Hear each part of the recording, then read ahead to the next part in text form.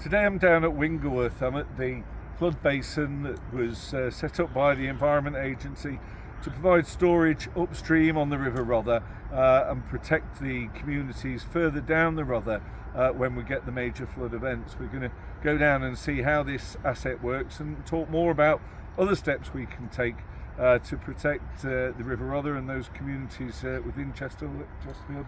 Here with Neil Longdon from the Environment Agency and your team.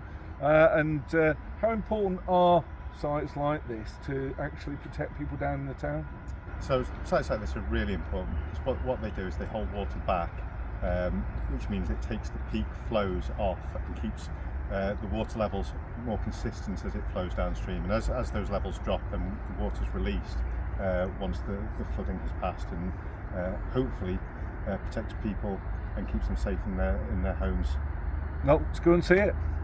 When we've got significant rainfall and the Rother is high, this area starts to fill with water. So where we're stood will fill with water when we're in that sort of So if we'd have situation. been here on Monday, what we will be seeing is basically the water that's here would be over a much wider area. Absolutely, yeah. So the pond will have been covered over with water being held back from the river, which is what the area is designed to do, just hold that water back and reduce the flows going further downstream. And this scheme, 250,000 cubic metres of water is stored here and then released bit by bit as it's as the levels further down drop off, then it's safe to release that water without causing further risk.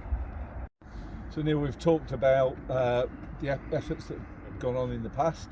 Clearly this was built in 2018 and 2023. We still had the Storm Babbitt floods that saw 500 homes across Chesterfield flooded by the Rother and the Hipper. I know there is a potential scheme for the River Hipper up at the Hollymore side, but there's a significant funding gap on that. Also, a number of smaller recommendations made in the Section 19 report.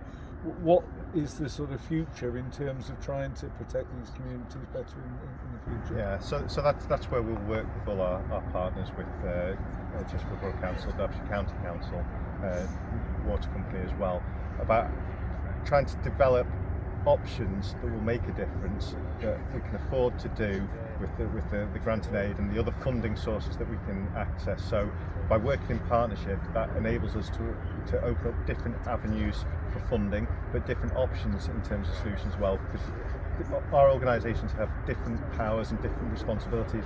So by bringing them together, we'll hopefully get a better option on the table that can make a difference into the future. So I hope this gives people a bit of a sense of some of the work that's already gone on, but also the extent to which this continues to be a major priority for all of us. I've seen flood hit communities over the last 17 years now. I know how appalling it is for them, and for sure people, it will continue to be a major priority for me to try and give people more reassurance in the future.